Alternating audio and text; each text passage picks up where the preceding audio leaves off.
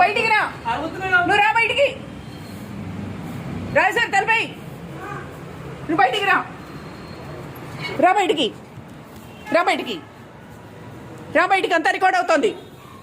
ఎవరు నువ్వు? నీ పేరేంటి? ఎవరు నువ్వు? నీ పేరేంటి? ఎవడ్రా నువ్వు?